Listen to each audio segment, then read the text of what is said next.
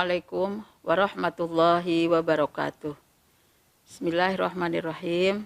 Innal hamdalillah nahmaduhu wa nasta'inuhu wa nastaghfiruh wa na'udzu billahi min syururi anfusina wa min sayyiati a'malina.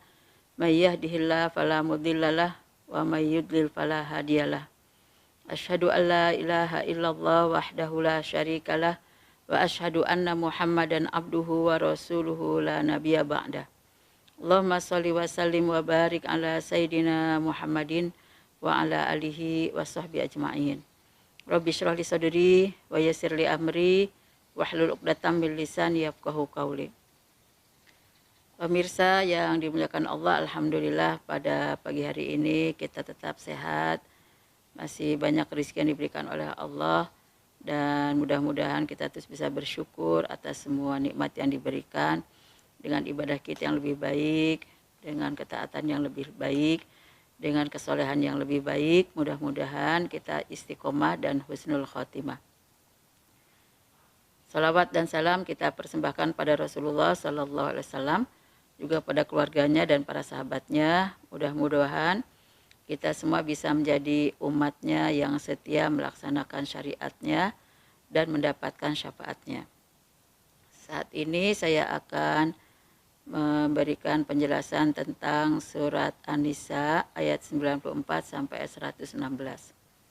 Silahkan ibu-ibu membuka Qur'annya dan dibuka langsung surat 4 ayat 94. A'udzubillahi minasyaitonirrajim. Bismillahirrahmanirrahim.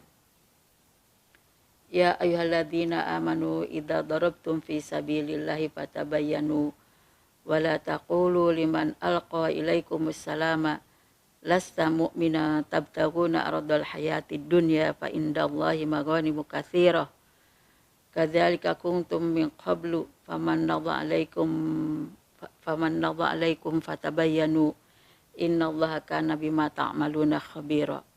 Dalam ayat ini Allah sedang menjelaskan bahwa orang-orang beriman ketika pergi ke medan jihad, ke medan perang fisabilillah, maka dia harus selalu mencari informasi yang benar, harus melakukan tabayun, harus melakukan recheck ketika mereka mendapatkan berita atau ketika mereka akan melakukan satu penyerangan. Sehingga wala taqulu liman alqa ilaikumus salam. Oleh karena itu mereka tidak boleh mengatakan kepada orang yang sudah memberikan salam itu bahwa mereka itu orang yang tidak beriman. Apalagi masalah iman itu ada di dalam hati yang tidak bisa dilihat oleh kita, hanya Allah yang Maha tahu. Ini suatu yang batin, sehingga kalau dia sudah memberikan salam, kita harus akui keimanannya. Walaupun kita belum tahu tentang bagaimana konsekuensi keimanan yang dilakukan oleh dia, apakah dia benar-benar mentaatinya atau tidak, itu urusan Allah Subhanahu wa taala. Jangan sampai kita menuduh seseorang dengan tidak beriman padahal dia sudah memberikan salam kepada kita. Kemudian setelah itu orang ini diserang karena ini sudah merupakan sebuah di medan perjuangan. Tapi pada saat yang sama sudah mulai beralih kepada niat yang tidak benar. Karena apa? Ingin mengharapkan ghanimahnya, ingin mengharapkan rampasan perangnya. Jadi dalam ayat ini Allah memberikan arahan kepada kita yang pertama, yaitu sampai di medan perang pun kita harus menjaga nyawa setiap orang mukmin. Walaupun kita tidak tahu apakah mukmin ini adalah orang yang komitmen dengan imannya dan melaksanakan ajaran agamanya. Itu urusan Allah Subhanahu wa taala. Kalau ada ciri-ciri zahirnya, misalnya dia menyatakan la ilaha illallah atau mengucapkan 2 kalimat syahadat, atau dia misalnya memberikan salam kepada orang yang beriman, maka pada saat yang sama harus diakui keimanannya. Dan jangan sampai yang keduanya, ini Allah memberikan arahan dalam medan perjuangan, jangan sampai salah niat, salah sasaran, salah tujuan. Jadi perjuangan itu untuk Allah, bukan untuk siapa-siapa. Jangan mengharapkan kesenangan dunia. Karena Allah menyebutkan sesungguhnya yang di sisi Allah justru ada harta yang lebih banyak dan lebih besar. Fa indallahi maghanimu katsirah. Sesungguhnya di sisi Allah itu ada kekayaan yang sangat banyak, harta yang sangat banyak. Maka jangan harapkan ya apa yang ada pada manusia. Nah, inilah Allah mengajarkan kepada kita agar kita dalam memutuskan dan menyikapi seseorang apakah dia mukmin atau bukan harus sangat hati-hati. Bahkan fatabayanu kata Allah, carilah informasi yang benar yang memberikan putusan kepada yang benar juga sehingga kita tidak salah memutuskan tentang sikap kita untuk menghadapi seseorang apakah dia mukmin atau bukan. Nah, dalam hal ini Allah menyatakan innallaha kana aliman khabira, bahwa sesungguhnya innallaha kana bima ta'maluna khabira. Sesungguhnya Allah itu mengetahui apa yang mereka saksikan, apa yang mereka beritakan. Jadi pada saat ini Allah mengetahui apa saja yang mereka sampaikan, mereka beritakan, termasuk apa yang mereka putuskan. Apakah yang diterima itu berita yang benar atau salah? Apakah keputusan yang mereka itu benar atau salah? Karena Allah itu maha mengetahui terhadap apapun yang dilakukan oleh seorang hamba. Nah, karena itu dari sini kita di masa sekarang begitu banyak informasi yang selalu hinggap, selalu ada pada HP kita ya, dengan berbagai macam aplikasinya, kita harus bisa membuat keputusan yang benar, jangan sampai kita menyebarkan berita-berita yang hanya kita dapat dari kiriman orang lain, padahal itu tidak belum tentu benar ya tentang apa yang disampaikan oleh mereka. Jadi sebelum kita beritakan pada orang lain, sebelum sampai kita bersikap, orang lain bersikap, maka pada saat yang sama kita harus pandai mencarikan informasi yang benarnya sehingga harus ada tabayun, harus ada ya recheck terhadap kebenaran tersebut. Kemudian ayat yang berikutnya di ayat 95 Allah menyatakan la yastawil qaiduna minal mu'minina ghairu utuddarri minal ghairu uliddarri wal mujahiduna fi sabilillahi bi amwalihim wa anfusihim. Jadi tidaklah sama orang-orang yang duduk-duduk saja tidak mau berperang sekalipun dia mukmin ketika dia tidak memiliki uzur ya, uzur yang membahayakannya, dengan orang-orang yang benar-benar berjuang di jalan Allah dan harta dan jiwa. Ini menunjukkan bahwa kedudukan seorang yang mengabaikan perintah untuk berjuang dengan orang yang benar-benar berjuang dengan ikhlasnya karena Allah sangat berbeda di sisi Allah Subhanahu wa taala. Yang diperbolehkan meninggalkan perintah perjuangan ini adalah orang-orang yang punya uzur, yang uzurnya itu akan bisa membahayakan dia. Apa yang diberikan oleh Allah keistimewaannya kepada orang yang mau melaksanakan perintah dalam melakukan perjuangan ini. Allah menyebutkan bahwa Allah akan berikan karunia ya kepada orang yang berjuang ini dengan harta dan jiwanya lebih baik 1 derajat daripada orang-orang yang meninggalkan ya perjuangan tersebut. Orang yang hanya duduk-duduk santai saja di rumah tidak akan sama nilainya di sisi Allah dengan orang yang melakukan ya ketaatan dalam melaksanakan perintah perjuangan ini. Dan Allah menyebutkan dalam ayat berikutnya wa kullu wa'adallahu husna. Masing-masing ya Allah berikan janji untuk mendapatkan ya surga ataupun mendapatkan kebaikan. Untuk orang yang memang taat pasti oleh Allah akan dibalas dengan kebaikan, dan kebaikan yang dimaksud di hari akhirat adalah surganya. Wa faddalallahu mujahidina 'ala qaidina ajran 'azima, dan Allah akan berikan keutamaan beberapa derajat ataupun memberikan keutamaan dengan pahala yang sangat besar ya kepada orang yang mau berjuang melebihi daripada atau di atas daripada orang yang tidak melakukan perjuangan. Nah, ini hanya salah satu balasan yang diberikan oleh Allah, bahwa dia orang yang berjuang itu akan berikan surga, kemudian akan berikan pahala yang besar. Selain itu dalam ayat 96-nya Allah menyatakan ada balasan lain yang akan diberikan kepada orang yang mau berjuang di jalan Allah, yaitu darajatim minhu. Yang ketiga, ini sebagai balasannya akan diberikan beberapa derajat. Wa magfiratan wa rahmah, dan yang keempatnya akan diberikan ampunan dan akan diberikan rahmat dari Allah Subhanahu wa taala. Inilah kebaikan yang akan diberikan oleh Allah kepada orang-orang yang melaksanakan perintahnya ya untuk melakukan perjuangan fisabilillah. Wa kana Allahu ghafurur rahima, dan Allah itu Maha Pengampun lagi Maha Penyayang. Jadi apa yang disampaikan di sini masih sangat umum, kita tidak tahu seberapa banyak rahmat yang akan diberikan oleh Allah, seberapa banyak ampunan yang akan diberikan oleh Allah, dan kebaikan apa saja yang akan diberikan oleh Allah, derajatnya seperti apa, beberapa derajatnya diangkat oleh Allah, ini hanya Allah yang Maha tahu seperti apa kualitasnya, kuantitasnya, tapi yang jelas ini akan jadi milik orang yang taat dalam melaksanakan perintah perjuangan. Kemudian di ayat 97-nya Allah menegaskan, innalladzina tawaffahumul malaikah zalimi anfusihim qalu fima kuntum qalu kunna mustad'afina fil ard qalu alam takun ardullahi wasi'atan fatuhajiru fiha faulaika ma'wahum jahannamu wasa'at masira. Dalam ayat ini Allah menegaskan bahwasanya orang-orang yang diwafatkan oleh malaikat. Jadi ketika orang itu dicabut nyawanya oleh malakul maut, ternyata itu tidak langsung mencabut tanpa ada dialog. Rupanya Allah menjelaskan di sini malaikat akan berdialog ya dengan orang yang akan dicabut nyawanya ini. Apa yang dikatakannya? Katanya, dalam kondisi apa kalian ketika akan dicabut nyawamu? Apa yang dikatakan oleh orang yang akan dicabut nyawanya ini? Kunna mustad'afina fil ard. Kami ini orang yang tertindas di muka bumi. Jadi orang ini memberikan alasan kenapa saya dalam kondisi seperti ini ketika dicabut nyawanya, ya. Yaitu dalam kondisi ketika dia tidak hijrah. Sikap-sikap seorang muslim ketika dia sudah menyatakan keislamannya, dia harus mengkondisikan dirinya agar melakukan nilai-nilai agama Islam.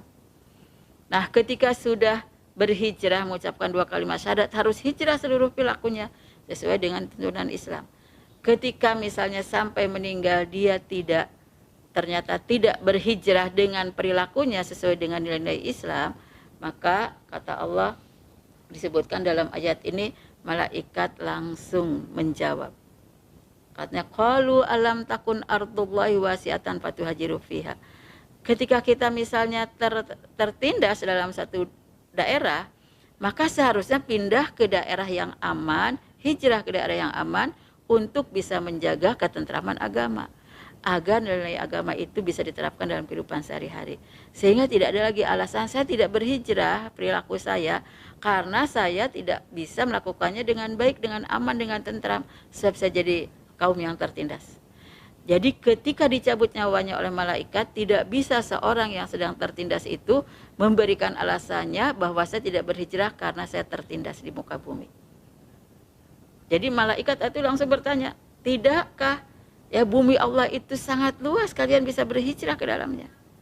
Jadi pantas di masa Rasulullah pun ya, ketika para sahabat itu banyak yang tertindas sehingga banyak terzolimi, banyak tertekan, tidak hanya secara psikis, bahkan juga secara interaksi sosialnya, bahkan lebih dari itu secara interaksi dalam berekonominya, bahkan juga dalam berhubungan dengan keluarga dan masyarakatnya. Pada saat yang sama tetap saja Rasulullah memberikan kesempatan harus bisa menjaga agama supaya istiqomah, sehingga diperintahkan untuk hijrah ya. Pertama diperintahkan hijrah ke Habasyah, kemudian setelah itu nanti ada hijrah lagi ke Madinah ya. Karena apa? Dalam rangka menyelamatkan ya komitmen kita melaksanakan nilai agama secara istiqomah, sehingga tidak ada alasan ketika mau dicabut nyawa kita membenarkan diri tidak melakukan hijrah karena kita tertindas. Seandainya dia menikmati ketertindasannya sehingga tidak bisa melaksanakan nilai Islam dan itu dinikmati oleh dia dan dia anggap merupakan satu hal yang biasa, padahal dia punya kesempatan untuk berhijrah ke tempat lain untuk bisa melaksanakan nilai agamanya, maka Allah beritahu apa balasannya. Di ayat ini Allah menjelaskan faulaika ma'wahum jahannam. Mereka itu tempatnya ada di neraka jahanam. Nauzubillah, ini merupakan tempat yang paling buruk, wasa'at masira. Jadi di sini kita tahu bahwa setiap mukmin setelah dia berislam, setelah menyatakan keislamannya, wajib melakukan hijrah. Dengan hijrah inilah maka dia akan menjadi muslim yang taat. Semoga bisa menjadi muslim yang kafah. Sebab seorang muslim dituntut untuk bisa melaksanakan nilai-nilai agamanya. Sehingga ketika misalnya baru bisa melakukannya 10%, dia meningkat pada 20%. Setelah 20% dia meningkat, terus meningkat sampai nanti dia meningkat mendekati kepada yang seharusnya menjadi 100%. Walaupun kita manusia biasa, ada hilafnya, ada salahnya, tapi Allah tetap maha sayang kepada kita kita diberikan kesempatan untuk bertaubat dan beristighfar. Nah, karena itu di sini kita jangan meremehkan ya upaya-upaya, usaha-usaha kerja keras kita untuk melakukan hijrah dari ya nilai-nilai yang tidak islami kepada nilai yang islami, dari keingkaran kepada keimanan, dari kebatilan kepada yang benar, dari yang haram kepada yang halal, dari yang tersesat kepada hidayah, dari yang tidak istiqomah kepada istiqomah. Kita harus melakukan hijrah itu terus bertahap sampai nanti kita benar-benar jadi wanita yang solihah dan istiqomah di hadapan Allah Subhanahu wa Ta'ala. Siapa saja yang akan dimaafkan oleh Allah dari kelompok mustadafin ini? Dari kelompok mustadafin ini yang diberikan uzurnya atau diberikan alasannya dianggap logis, dianggap diterima oleh Allah, dan dianggap itu adalah pengecualian yang akan dimaafkan oleh Allah, yaitu dalam surat 4 ayat 98. Allah menegaskan, illal mustad'afina minar rijali wan nisa'i wal wildani la yastati'una hilata wa la yahtaduna sabila. Di dalam ayat ini Allah menegaskan bahwa orang-orang yang seperti ini, yaitu orang-orang yang dianggap tertindas tapi diberikan maafnya oleh Allah, yaitu laki-laki, perempuan, kemudian anak-anak, tapi mereka yang tidak punya keberdayaan, ya, tidak punya kekuatan untuk bisa melakukan hijrah. Laki-laki yang sudah tua, laki-laki yang sakit, ya, kemudian laki-laki yang punya uzur, ya, tidak punya kekuatan dan keberdayaan untuk bisa hijrah. Demikian juga para wanita dan anak-anak, ketika tidak bisa berhijrah, maka mereka ya diberikan maafnya oleh Allah Subhanahu wa Ta'ala, diberikan pengecualiannya.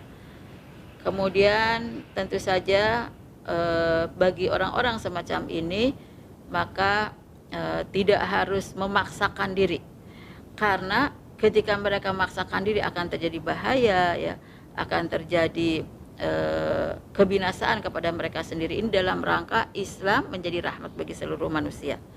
Jadi sekalipun penting hijrah itu dalam rangka menjaga keistiqomahan agamanya, tapi ketika itu akan bawa bahaya bagi seseorang, ternyata oleh Allah dimaafkan. Karena Allah itu memberikan nilai-nilai Islam kepada umat manusia menjadi rahmat, bukan menjadi beban. Kemudian setelah itu Allah menyebutkan dalam ayat 99, faulaika asallahu ayyafu anhum, ya, mereka itulah yang mudah-mudahan ya Allah akan berikan maafnya kepada mereka. Inilah mereka yang tidak bisa berdaya, yang tidak bisa hijrah karena ketidakberdayaan mereka, karena uzur mereka. Seandainya mereka paksakan juga mereka akan binasa, maka Allah memberikan maafnya, yaitu orang-orang laki-laki, wanita-wanita dan anak-anak yang memiliki uzur sehingga tidak memiliki kemampuan untuk hijrah. Nah, ini Allah sebutkan kenapa Allah itu memberikan ampunan dan maafnya kepada mereka, sebab Allah ini memiliki sifat yang kita kenal dari salah satu asmaul husnanya, yaitu Maha Pengampun dan Maha Penyayang. Wa kana Allahu ghafurur rahim. Allah itu Maha Pengampun, ya, lagi Maha Penyayang. Jadi wa kana Allahu afwan ghafura. Allah itu Maha Pemaaf lagi Maha Pengampun. Di sini Allah memberitahu kepada kita bahwa sekalipun penting sekali hijrah untuk menyelamatkan agama setiap orang sehingga dia bisa istiqomah sampai husnul khotimah, tapi tetap saja Islam itu tidak memberikan beban di atas kemampuan seorang hamba. Jadi ketika dia tidak berdaya, dia memiliki uzur yang bisa diterima, maka tidak diwajibkan untuk melakukan hijrah, ya, pindah dari satu tempat ke tempat yang lain, ke tempat yang aman untuk bisa mendapatkan keamanan dalam melaksanakan nilai-nilai agamanya. Inilah yang menunjukkan bahwa kita terus diberikan kemudahan oleh Allah dalam melaksanakan nilai Islam. Prinsipnya Islam itu adalah agama yang bawa rahmat, dan Allah tidak pernah berikan beban pada seorang hamba kecuali sesuai dengan kemampuannya.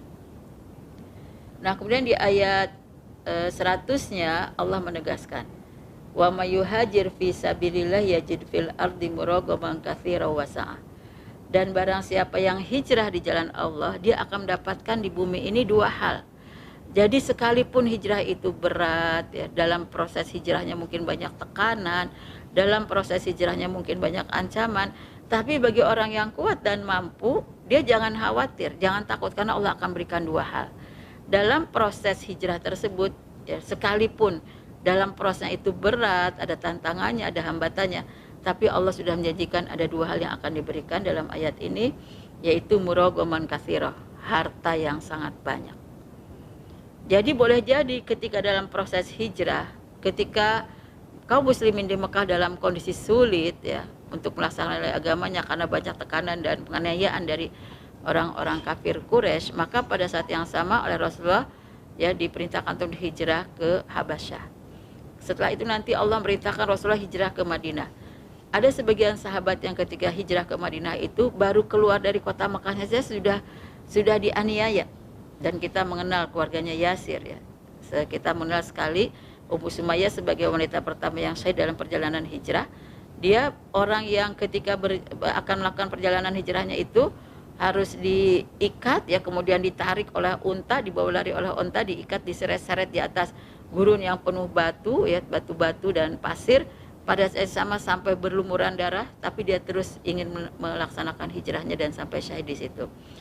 Pada saat yang sama, yang selamat ya sampai ke sana tidak bisa bawa harta apa-apa. Harta semua dirampas, diambil. Rumah dan harta apapun yang tinggal di Mekah pun dikuasai oleh mereka. Tapi pada saat yang sama Allah menjanjikan muragoman katsirah, kamu akan mendapatkan harta yang banyak. Ternyata subhanallah ada sebuah proses yang buat mereka jadi terpenuhi kebutuhan ya kehidupannya, karena Rasulullah sudah memberikan jalan, yaitu dengan mempersaudarakan antara kaum muhajirin dan ansor. Sehingga siapapun dari para muhajirin, ya, orang-orang yang hijrah ini ke Madinah, selalu akan ditolong oleh orang ansor.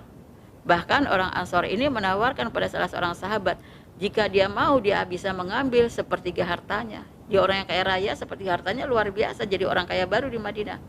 Bahkan lebih dari itu, jika dia mau ya salah satu istrinya silahkan pilih, nanti saya ceraikan, kata sahabat ini, kata sahabat ansor ini, nanti saya ceraikan dan silahkan ya kamu menikahinya, bahkan nanti maharnya akan diberikan. Nah karena apa? Ini digerakkan oleh Allah Subhanahu wa taala. Allah memberikan jalan untuk memberikan rezeki kepada orang ini melalui sahabat tersebut. Bahkan wasa'ah, ya diberikan tempat yang sangat luas, yang sangat lapang. Jadi sekalipun seorang muhajir yang memang datang berhijrah ini tidak bisa membawa hartanya, bahkan tidak bisa menyelamatkan hartanya dan membawa seluruh keluarganya, tapi tetap ada kebaikan-kebaikan yang diberikan oleh Allah ketika sampai di Madinah di tempat hijrahnya. Apalagi Allah menegaskan dalam ayat berikutnya, wa may yakhruj min baitihi muhajiran ilallahi wa rasulihi tsumma yudrikuhul mautu faqad waqa'a ajru 'alallah. Dan barang siapa yang keluar dari rumahnya berhijrah kepada Allah dan Rasulnya, jadi bagaimanapun juga ingat, hijrah itu bukan untuk kita mendapatkan seorang wanita yang sudah hijrah lebih dulu, atau bukan untuk mendapatkan kekayaan oleh yang dibawa oleh keluarga kita lebih dulu, tapi kita tetap dalam hijrahnya semata-mata untuk Allah dan Rasulnya. Seandainya dalam kesempatan untuk hijrah ini ternyata datanglah kematian, maka pahala hijrahnya tetap didapatkan. Pahala hijrah yang tadi disebutkan di atas ya akan mendapatkan ampunan, mendapatkan rahmat dari Allah, kemudian ditinggikan derajatnya oleh Allah. Maka pada saat yang sama kata Allah dalam ayat ini, pahala tersebut tetap didapatkan. Wa kana Allahu ghafurur rahima, dan Allah itu Maha Pengampun lagi Maha Penyayang. Kenapa Allah memberikan balasan kepada dia pada dia belum sampai ke tempat hijrahnya? Karena dia sudah meninggal di tengah perjalanan. Sebab Allah itu Maha Penyayang. Kenapa orang yang hijrah semacam ini jadi bersih dosanya? Karena diampuni oleh Allah. Sebab Allah itu Ghafur, Maha Pengampun. Nah karena itu dalam mentaati perintah Allah jangan memperhitungkan, jangan mempermasalahkan dampak-dampak atau akibat yang harus dilalui oleh dia dalam proses ketaatannya.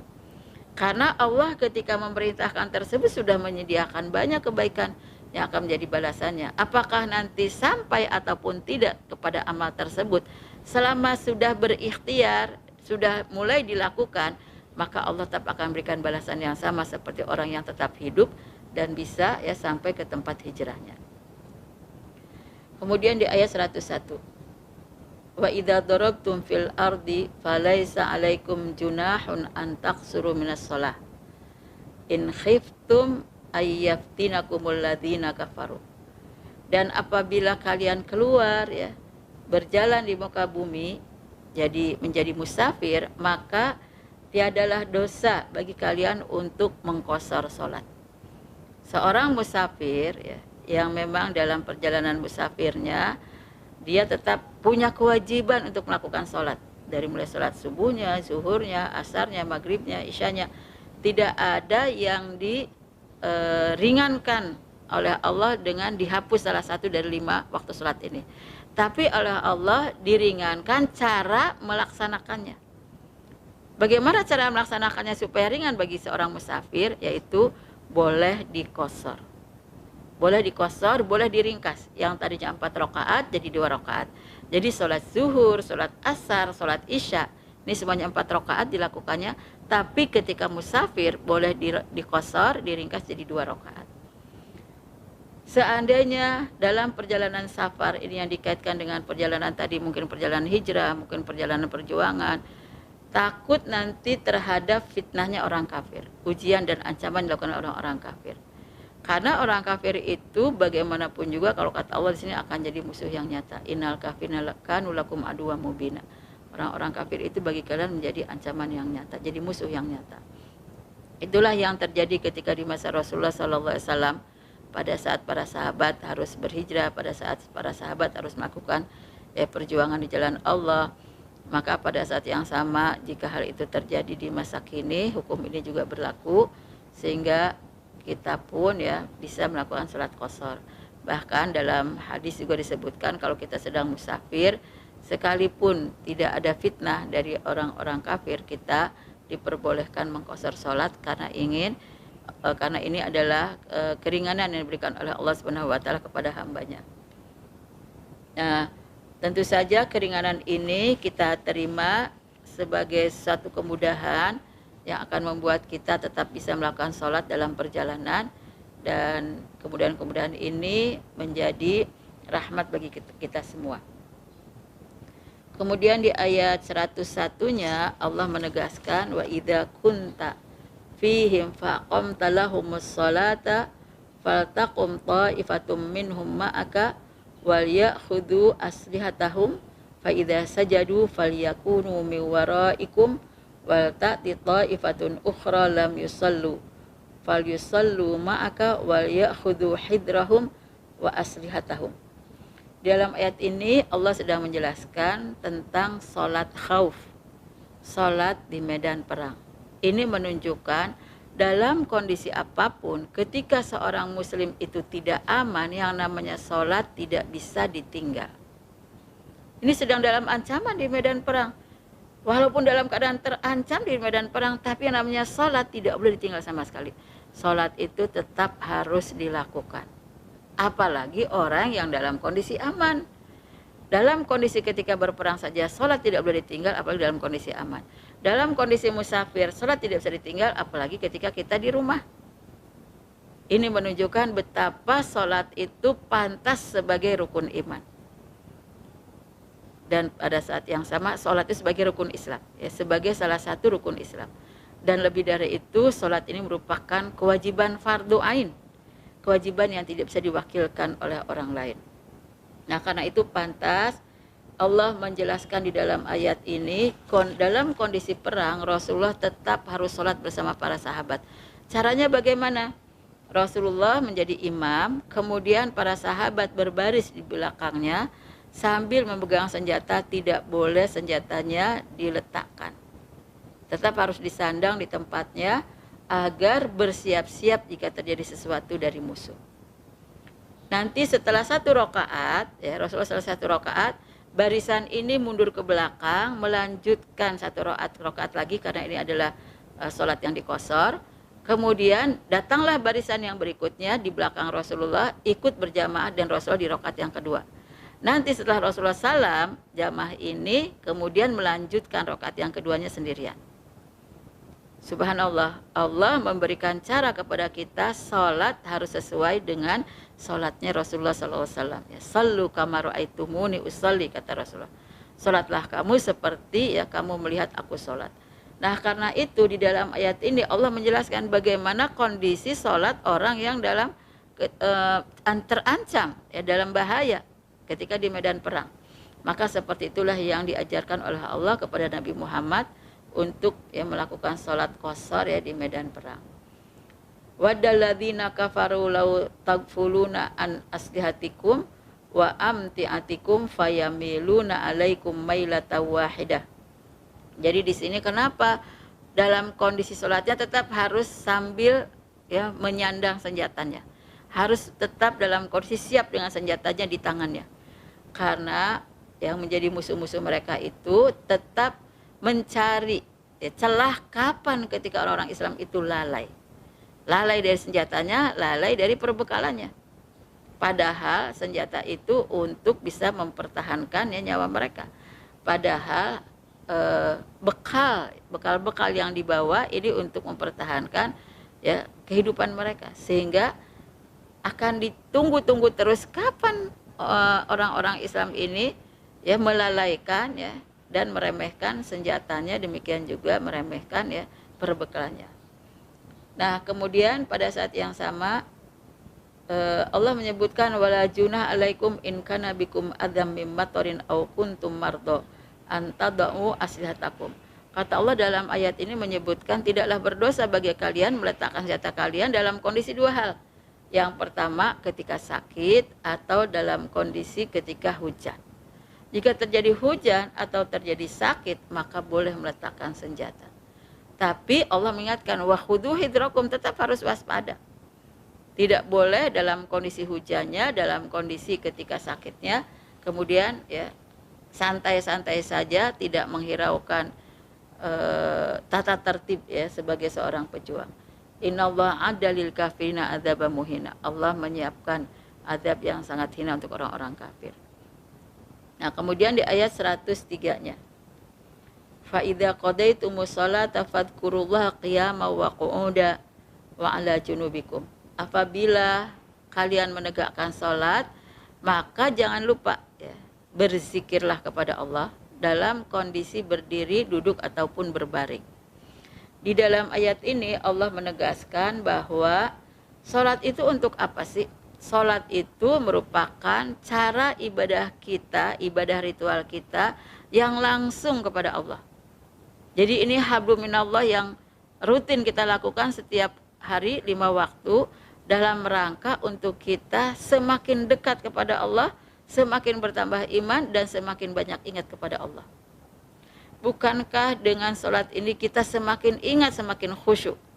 Ingat Allah sebagai Tuhan, ingat Allah sebagai Tuhan yang wajib disembah, Tuhan yang tidak boleh disandingkan dengan Tuhan-Tuhan selainnya, Tuhan yang tidak boleh diingkari keberadaannya, tidak boleh dimaksiatkan, tidak boleh dilanggar aturan-aturannya, sehingga pada saat yang sama kita diingatkan terus untuk selalu setia kepada Allah, selalu beribadah pada Allah dengan sholat secara rutin dalam sehari 5 waktu.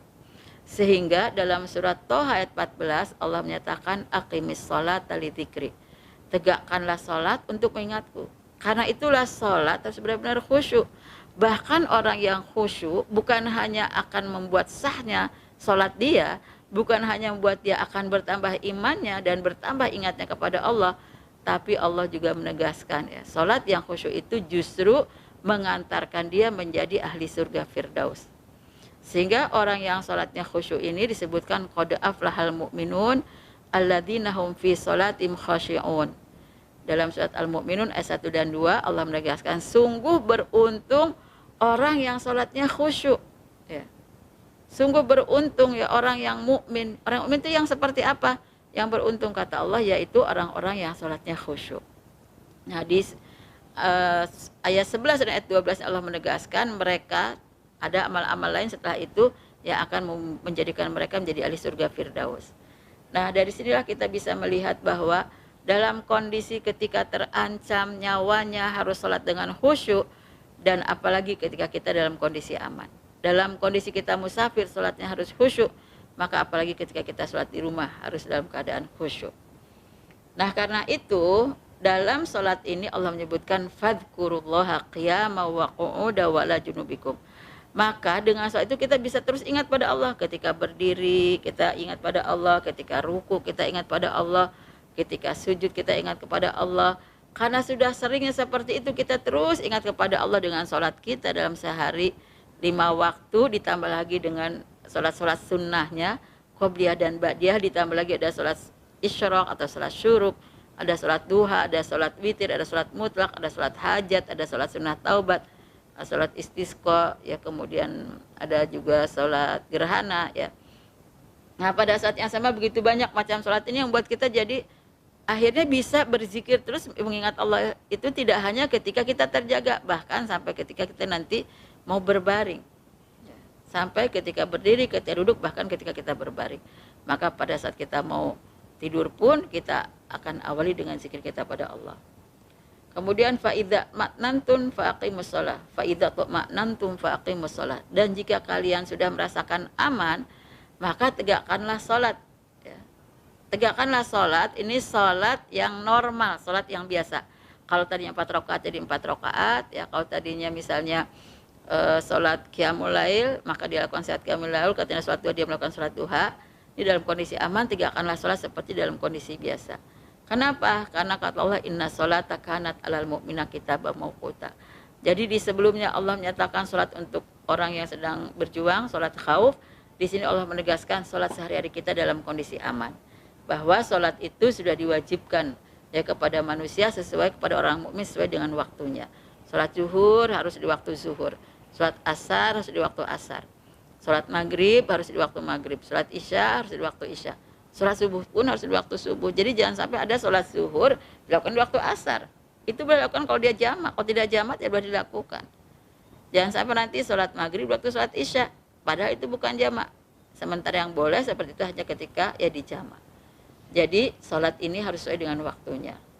Nah, ini harus kita perhatikan betul, karena sholat ini adalah tiang agama, dan tiang agama ini akan semakin kokoh kalau saat dilakukan ya dengan ikhlas, dengan khusyuk, dengan di awal waktu, bahkan juga dengan berjamaah, maka ini akan semakin kokoh lagi tiang agama kita.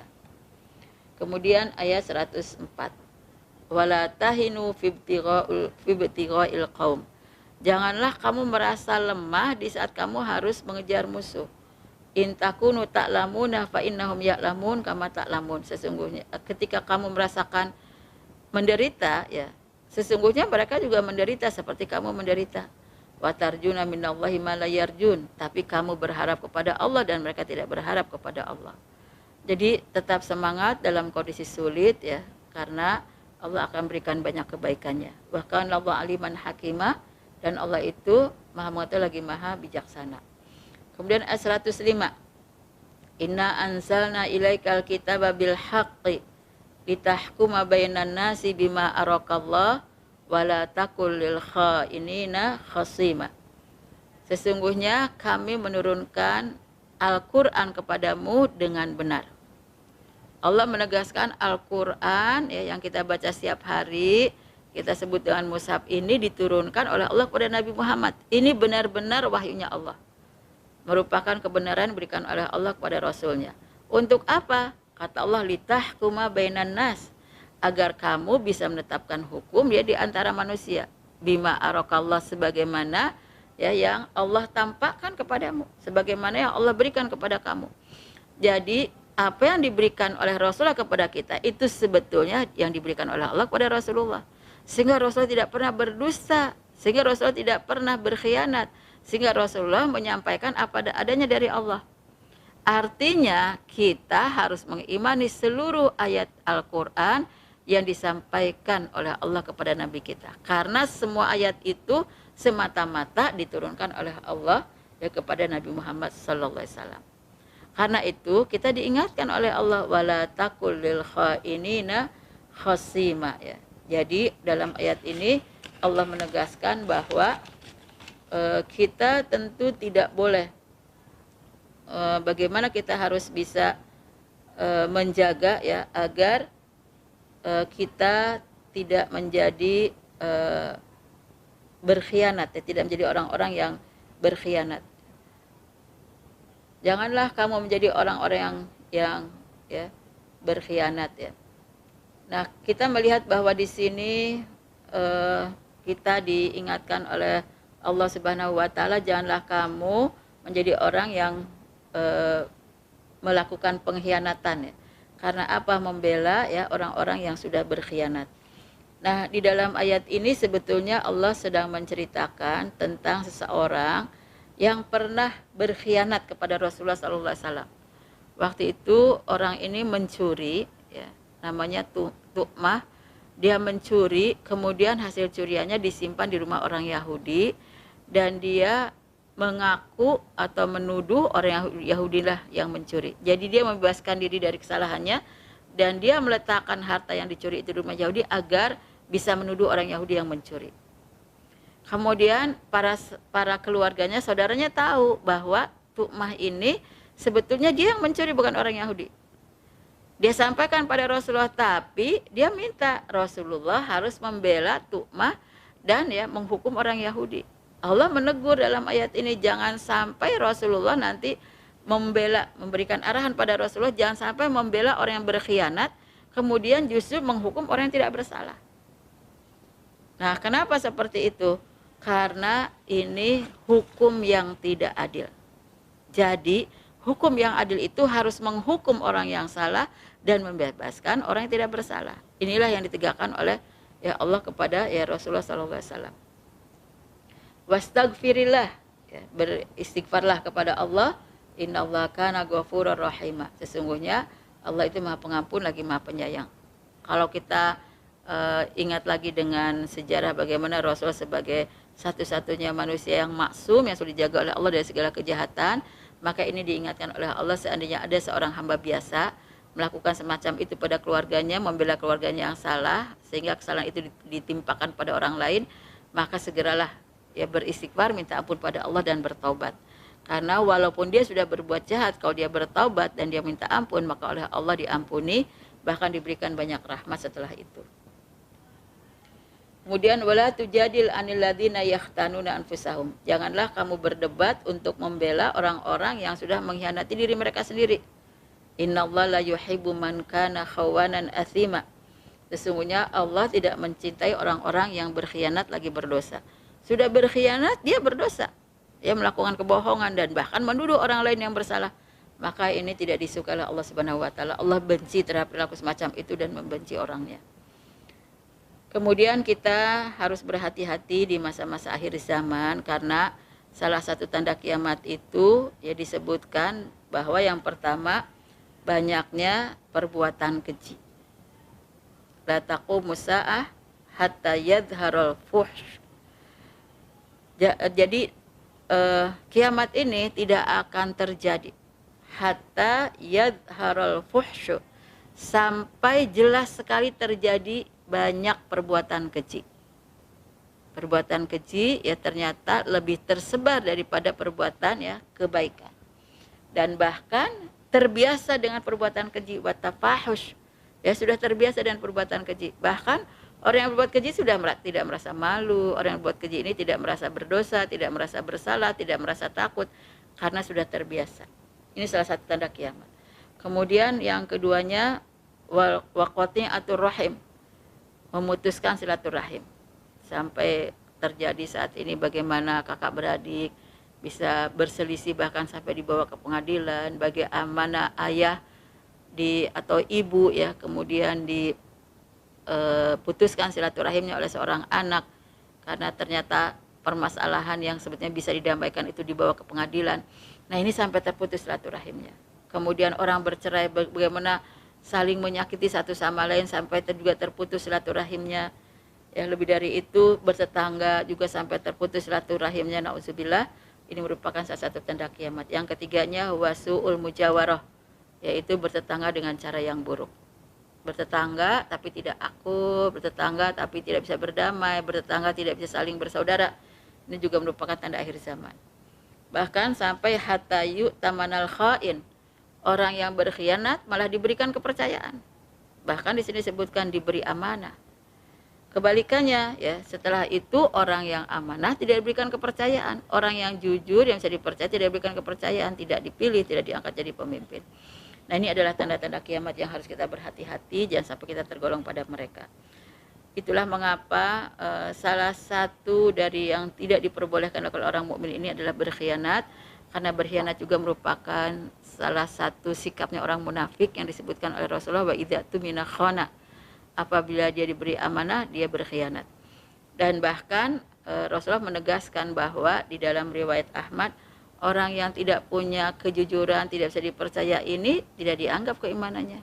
Sampai disebutkan dalam hadis itu, la imana liman la amanatalahu, tidaklah dianggap beriman orang yang tidak bisa dipercaya. Nah, karena itu maka jelaslah kalau di sini Allah menegaskan, innallaha la yuhibbu man kana khawanan atsima. Allah tidak menyukai orang-orang yang berkhianat lagi berdosa. Kemudian ayat 108, yastakhfuna minan nas, mereka bersembunyi dari manusia, wala yastakhfuna minallah, tapi tidak bisa bersembunyi dari Allah. Wa huwa ma'hum idh yubayyituna ma la yardha minal qaul, padahal Allah bersama mereka ya ketika mereka di malam hari membuat siasat tentang keputusan yang tidak diridhoi oleh Allah. Wa kana Allahu ma ya'maluna muhita, dan Allah itu meliputi apa yang mereka lakukan.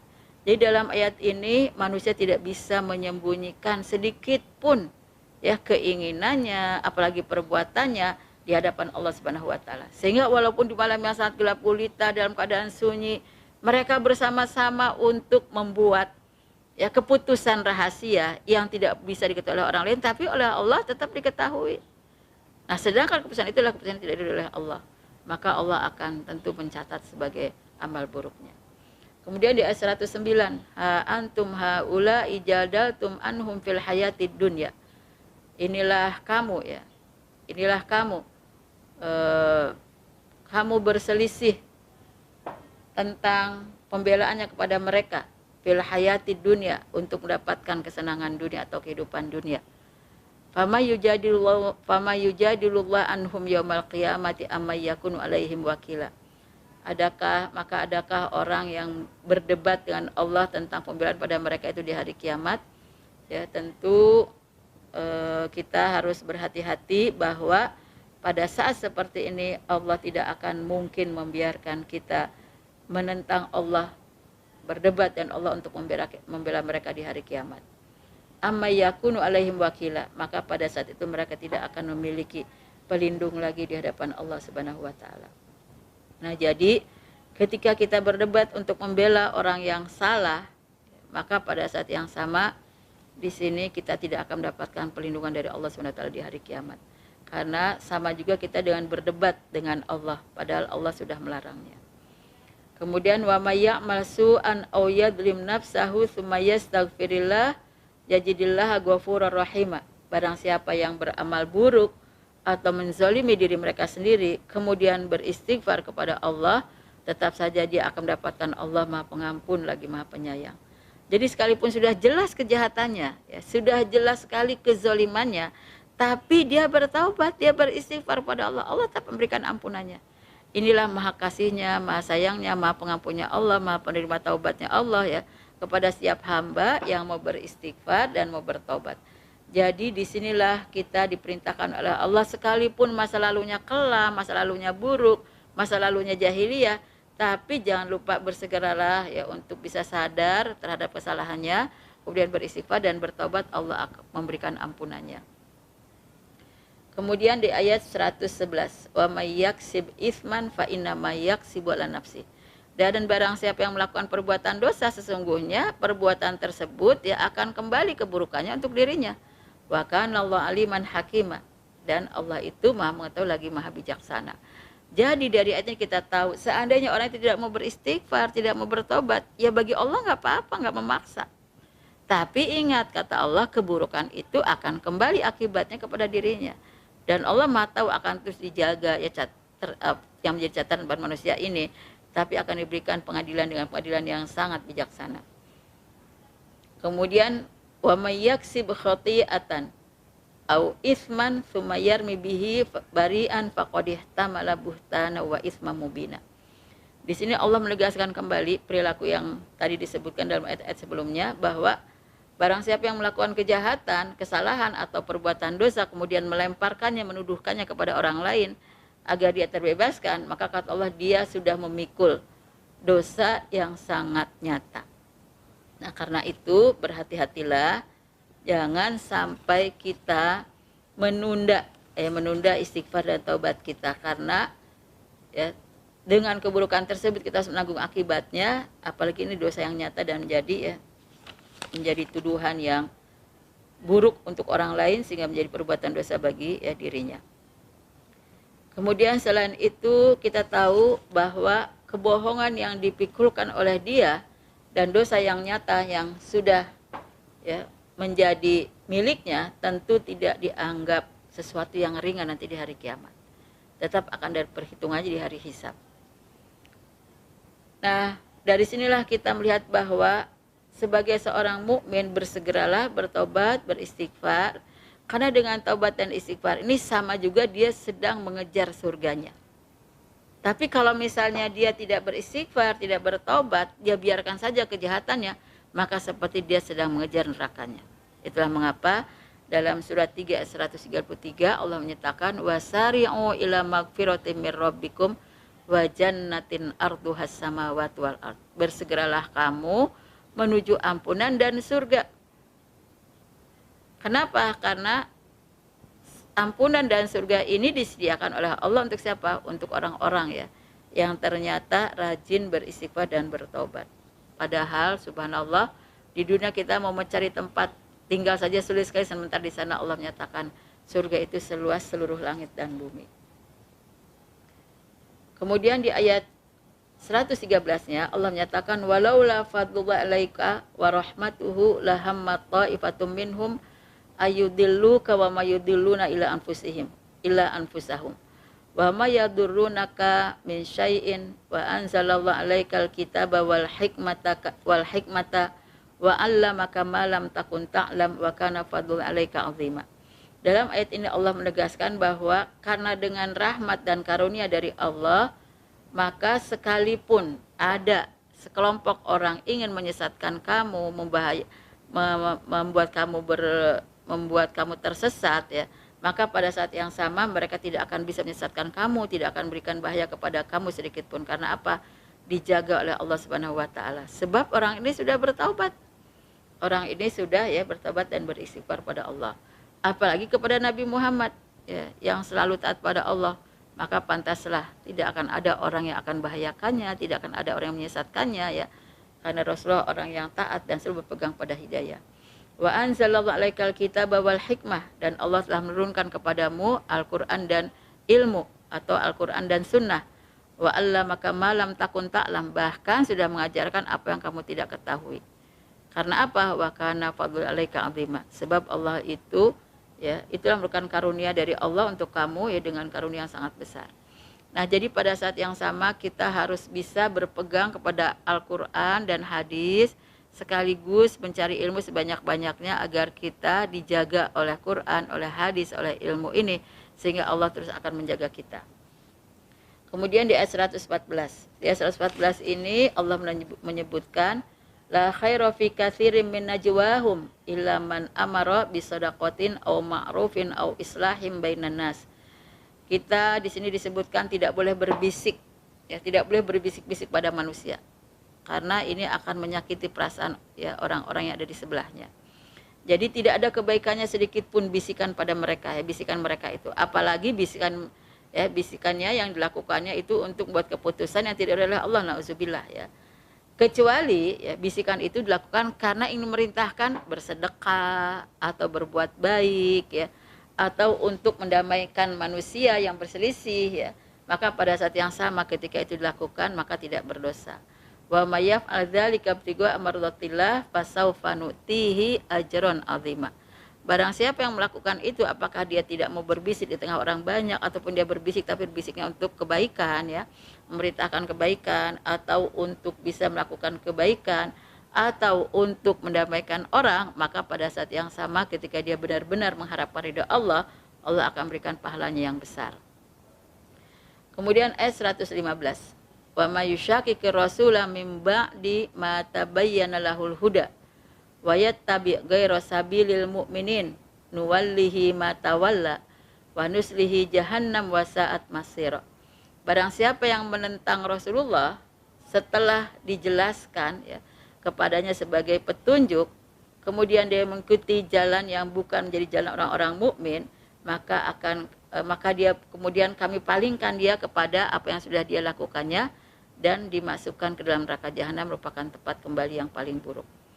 Jadi dalam ayat ini Allah menjelaskan bahwa kita ini ketika sudah mendapatkan Al-Quran sebagai hidayah dari Allah dan sudah dijelaskan ya oleh Nabi kepada para sahabat, dari sahabat kepada tabiin dan terus sampai kepada masa kita sekarang, terus turun menurun, pada saat yang sama kita jangan sampai keluar dari jalan yang harus diikuti oleh orang-orang mukmin. Karena kalau kita berpaling, na'udzubillah, Allah akan mengancam kita dengan neraka jahanam. Kemudian ayat 116-nya, inilah ayat yang terakhir pada hari ini. Innallaha la yaghfiru ayyushraka bihi wa yaghfiru ma duna dzalika liman yasha. Sesungguhnya Allah tidak akan berikan ampunan kepada orang yang mempersekutukannya. Allah itu sudah jelas Maha Esa, la ilaha illallah, tidak ada Tuhan selain Allah. Maka pada saat yang siapa, kalau ada orang yang persekutukannya dengan Tuhan yang lain, Allah tidak akan berikan ampunannya. Wa yaghfiru ma duna dzalika liman yasha, dan Allah akan berikan ampunan ya kepada selain itu kepada orang-orang yang Dia kehendaki. Wa may yusyrik billahi faqad dhalla dhalalan ba'ida. Barang siapa yang persekutukan Allah, maka dia sudah melakukan kesesatan yang sangat jauh. Nah, dari sinilah kita harus berhati-hati, jangan sampai dalam kondisi kita sulit, sedang ada ujian, sedang ada cobaan, sedang ada fitnah, tiba-tiba kita mencari solusi tidak lari kepada Allah. Padahal Allah yang Maha Kuasa untuk ya menyelesaikan semua masalah tersebut.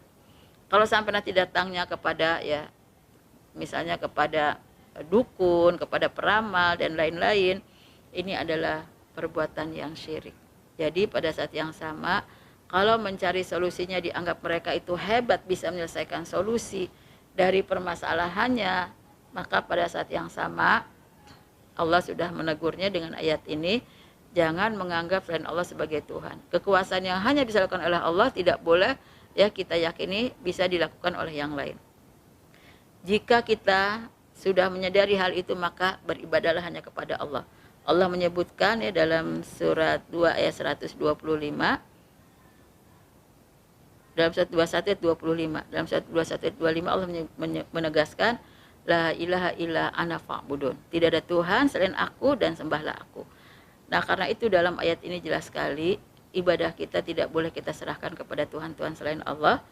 Kita ketika menyerahkannya kepada selain Allah, maka kita termasuk berbuat syirik, dan orang yang syirik tidak hanya tidak diterima tidak diberi ampunan, tapi juga bahkan dalam ayat ini Allah menegaskan sudah menjadi orang yang sangat jauh, sehingga kesesatannya tidak akan membuat amalnya diterima oleh Allah Subhanahu wa taala. Dalam surat 39 ayat 65 Allah sudah menegaskan wala in asyrakta layahbatanna amaluka wa la takunanna minal khasirin. Jika kamu mempersekutukan Allah, ya, maka akan terhapuslah amal-amalmu dan kamu akan jadi orang yang merugi. Nah, itulah mengapa kita harus berhati-hati dalam kondisi apapun. Kita harus berpegang kepada Al-Quran, kepada hadis, sehingga pada saat yang sama solusi itu selalu kita cari di saat sulitnya, di saat ternyata mendapatkan fitnah, ujian dan cobaannya, ya tidak keluar dari yang diajarkan oleh Al-Quran dan hadis.